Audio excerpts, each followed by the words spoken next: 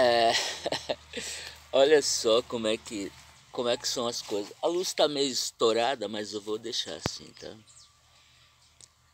Olha só como são as coisas, como são as coisas. No último vídeo, Tantra, alto potencial sexual do sagrado feminino, fêmea ninfa, eu cometi um erro ortográfico, um erro de português, um erro de pronúncia. Poxa, eu ensaiei tanto a palavra e na hora saiu errado, eu não sei se vocês observaram. Então, assim, eu quero pedir desculpas pelo meu erro, pelo meu erro e até falar da minha dificuldade. Português da norma culta é minha segunda língua, tá? Porque minhas origens, tá? Nós temos um português bem precário. Então, assim, a minha língua materna é esse português precário. Minhas origens são bem humildes, bem humildes. Bom,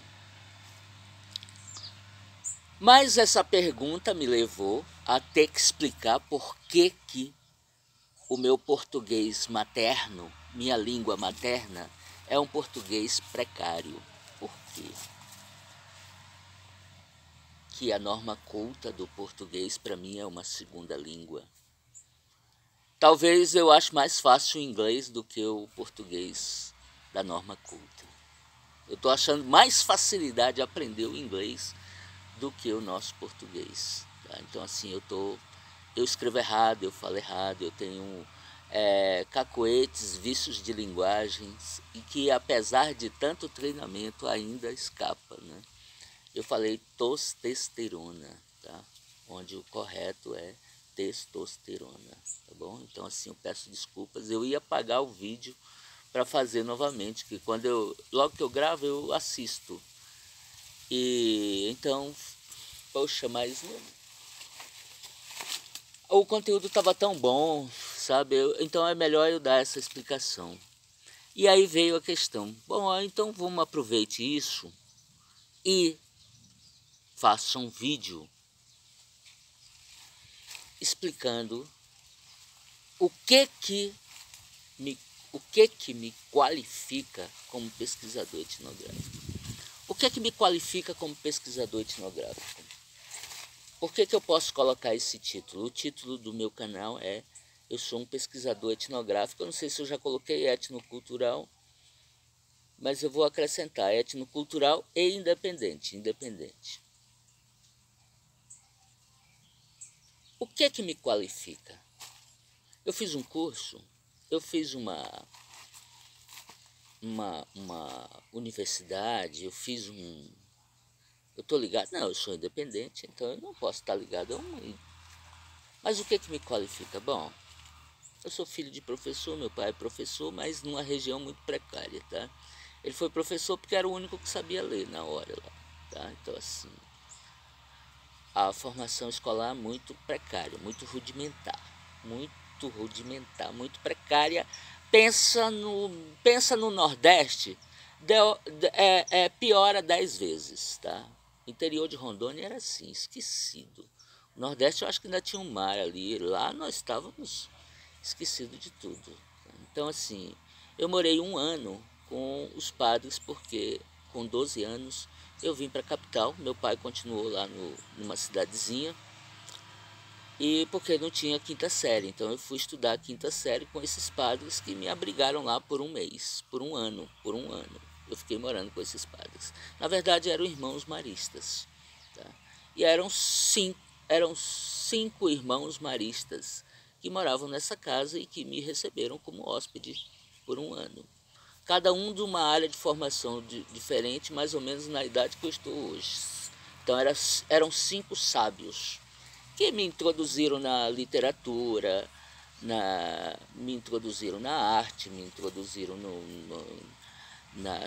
na música, na música erudita, na música clássica. Me apresentaram os grandes pintores, me apresentaram a cultura, assim, o ápice da cultura. Isso mudou a minha vida completamente. Tá, meu pai vem para a capital, onde que ele vai morar? Tinha no bem no bairro. O bairro que ele ia morar não era tão. Ele por ser professor, já conseguiu. Ele não foi lá para a periferia, não, mas para onde ele foi? Nós estávamos em 1980, explosão do garimpo do Rio Madeira. Então, a rua principal do nosso bairro, ele conseguiu uma casa próximo da rua principal da nossa cidade. Só qual era o problema? Ali tinha um prostíbulo enorme. Eram acho que 5 quarteirões com prostíbulos de um lado e do outro. E a nossa casa era 2 ruas atrás desse quarteirão. Era bem próximo do centro, só que era bem próximo desse centro onde recebia todos os garimpeiros ali. Então esse menino saiu desse lugar com esses sábios para morar atrás da zona de prostituição de Porto Velho. Quem é de lá de Porto Velho vai saber. Bairro do Rock, Avenida Jorge Teixeira. Eu morei 2 ruas, Rua João Pedro da Rocha. Se você entrar no Google, você vai ver que é 2 ruas atrás da Jorge Teixeira, onde ficava a maior zona de prostituição. Isso é no centro de Porto Velho. Assim, hoje é considerado até meio centro. Então, eu tive... do lado da minha casa tinha um hotel, onde recebiam onde circulava, sabe, a assessoria desses prostíbulos, tá? Os assessores desses prostíbulos. Então eu tive que conviver, eu fui lá, tive que conviver. Então assim, do lado da minha casa tinha uma estância. Estância é um cortiço, banheiro coletivo e aí aqueles quartinhos, tudo de madeira. Tinha um monte lá. Quem morava nessas estâncias? As prostitutas, os drogados, os cafetões, os pequenos traficantes, os vendedores ambulantes, as dançarinas, os garçons, era esse pessoal que morava. E eu me relacionei com esse pessoal. Esse pessoal eram meus amigos. Eu tive que fazer novos amigos, então, mas eu continuei com aqueles sábios na cabeça. Mas eu tinha aquela realidade ali. Foi quando, com 13 anos, foi quando eu entrei no alcoolismo, com 13 anos. Tá? Então, assim, o que me qualifica? Então, eu convivi toda a minha, dos 13 aos 23 anos, foi o período do meu alcoolismo, tá? Nesse bairro. Então, eu convivi com traficantes, assassinos, prostitutas, travestis. Então, assim, eu me tornei amigo desse povo todo, eu me relacionava com eles e me relacionava bem. E com os policiais também, que tinha uns policiais que vinham, lá tinha restaurante do lado da minha casa, e vinham policiais e a gente fazia amigo. Então, eu era amigo dos policiais, e amigo dos traficantes, amigo dos bandidos, amigo. Só que a minha conduta sempre correta, não mexer com isso, tá? E se chamar, falar, não, cara, vamos deixar a nossa amizade, é nossa amizade. O que tu faz não me interessa, tá? Não me interessa, tá? Então isso me qualifica como um pesquisador etnográfico. Eu sou um senhor de 2 mundos. Então assim, eu sou um senhor do mundo marginal e do mundo civilizado, dos dois. Eu sou senhor dos 2 mundos. Então, onde eu vou, eu levo isso comigo. Aqui não poderia ser diferente, tá? Não poderia ser diferente. E quando eu chego num grupo marginalizado, eles me sentem como um irmão. Porque eu sei falar a língua deles. Eu falo do jeito deles. Eu tenho a minha linguagem corporal é a mesma deles, entendeu? É a mesma deles. Quando eu fui me aproximar de um traficante, qual foi a primeira coisa que eu fiz? Eu já meti a mão no peito do cara, sabe? O cara falou, o que estava me acompanhando falou assim, eu falei, cara, que é isso, meu irmão? Que é isso? Aí ele bateu no meu peito e pronto, já, entendeu? Ou seja, se eu não chego assim, eu não vou entrar. Por quê? Porque a linguagem, eu não estou falando a linguagem dele.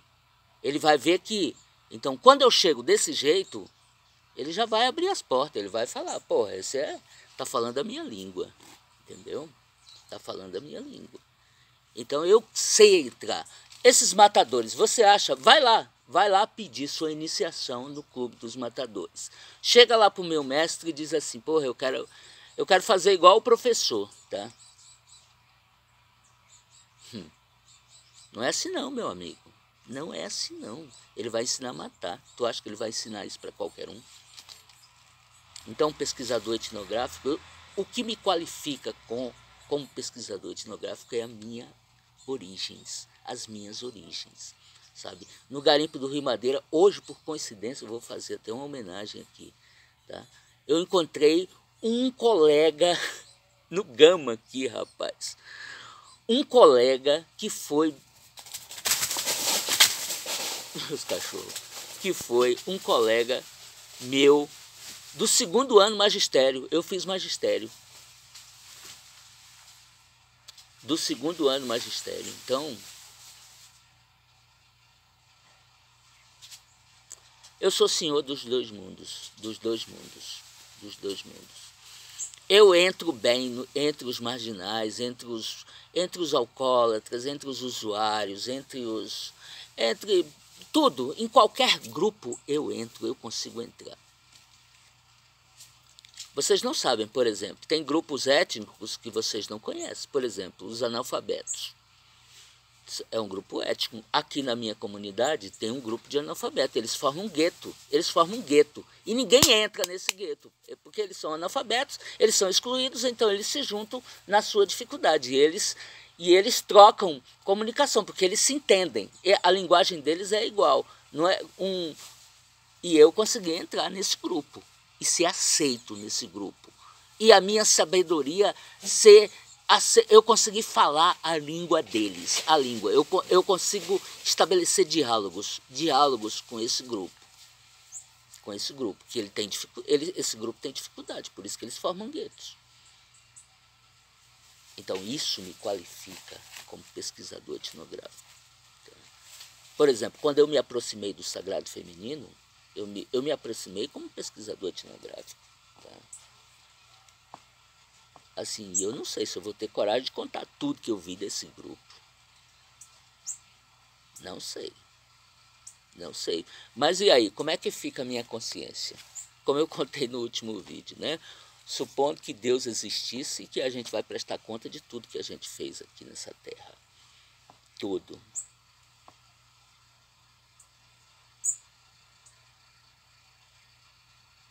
Então, assim, engraçado que se repete a mesma coisa, né? Aqui eu sou amigo, na minha comunidade tem policiais, tá?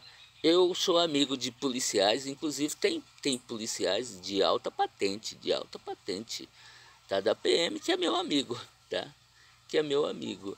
E nos grupos marginais aqui também é uma comunidade como outra qualquer, né? Tem de tudo em todas as comunidades, tá? E eu tô próximo desse pessoal que, sabe, do grupo marginal, do grupo. Então eu pertenço a 2 grupos, eu sou um senhor de 2 mundos. Um senhor de 2 mundos, tá? Nós temos um outro na literatura, pô, me fugiu o nome dele, tá? Me fugiu o nome dele, um negro, tá?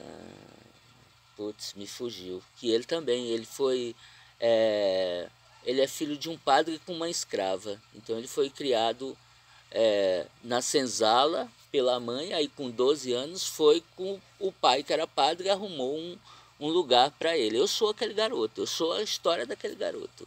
Quando eu lembrar deles, vocês vão lembrar. Ele é um escritor da época escravocrata. Então eu sou um senhor de 2 mundos. Isso me qualifica como pesquisador etnográfico. Vocês viram aí o grupo da matança. Isso aí é um resultado da pesquisa. E aí eu poderia colocar dos andarilhos que eu fui, dos hippies, dos ciganos, sabe? Eu teria para falar de tantos grupos que eu entrei, tantos grupos, as prostitutas, os transvestis, os cafetões, os golpistas, os assassinos, os feminicistas, as mulheres que cometeram crime passional, os homossexuais, os bissexuais, sabe, os poligâmicos, tanto feminino como... Foi meu objeto de pesquisa. Então, assim, eu tenho...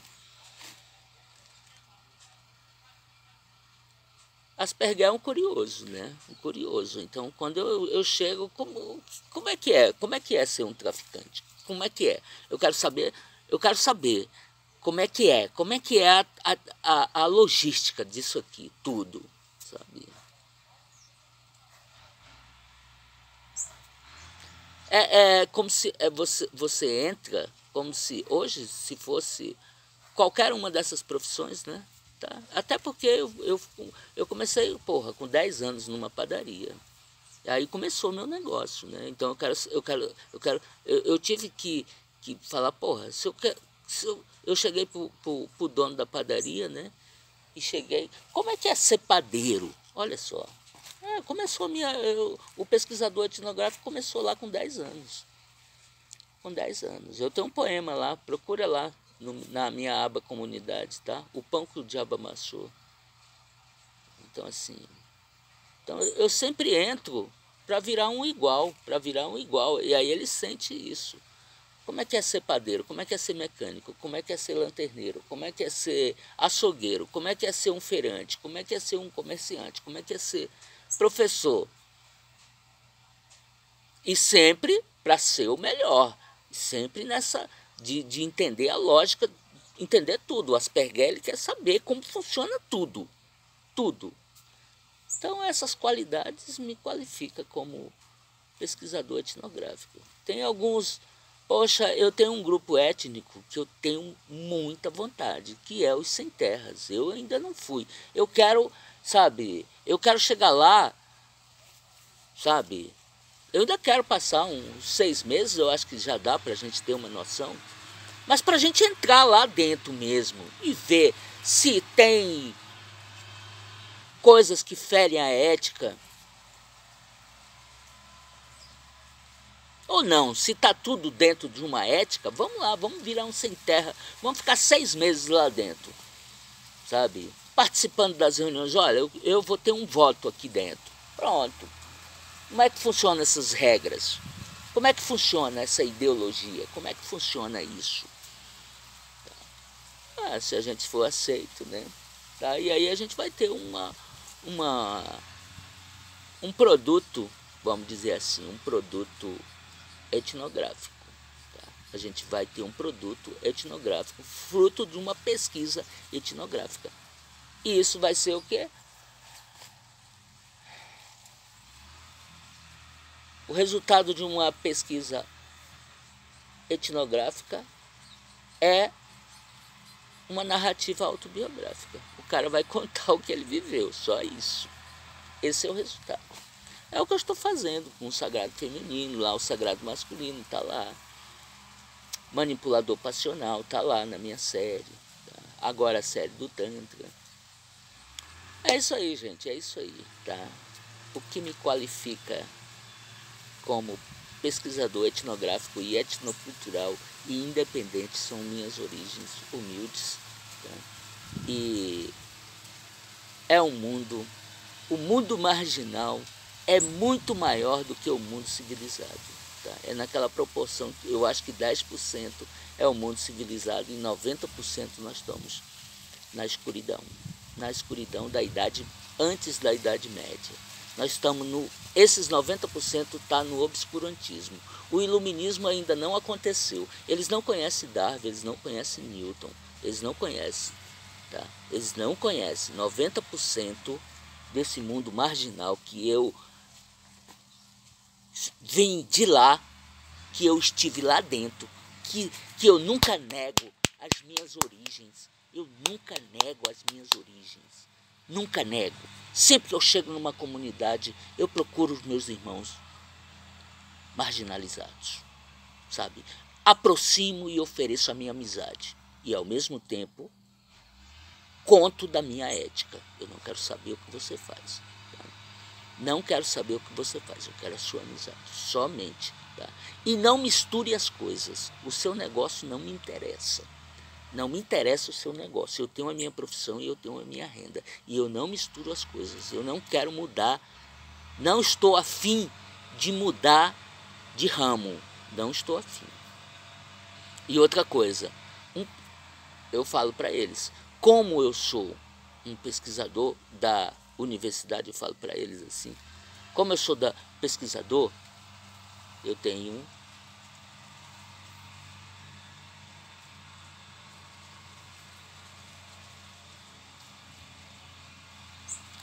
uma ética, só isso. O que me guia é a ética. E assim, eu procuro andar sempre dentro da lei, falo isso o tempo todo. E convido eles, quando eu vejo que alguém está no caminho errado, eu sempre tento trazer redução de danos, Eu trabalhei aqui na comunidade muito com usuários de drogas, tá? Sempre na intenção de redução de danos. Tipo assim, o cara é viciado em cocaína, tá tendo surto, tá tendo isso, tá? O fígado dele, a bilis, tá comprometendo os órgãos e ele tá num surto de agressividade, tudo. Vamos ver se esse cara sai da cocaína e vem para maconha, e é menos dano. O cara que está no álcool, vamos ver se o cara sai do álcool e vem para maconha. Ele está no alcoolismo destrutivo. Redução de danos. Sempre trabalhando na redução de danos. É isso aí, gente, tá bom? Obrigado aí. Tá? Espero que vocês perdoem os meus erros de português, tá? O meu português ruim. Tá bom? Tá bom. Gratidão.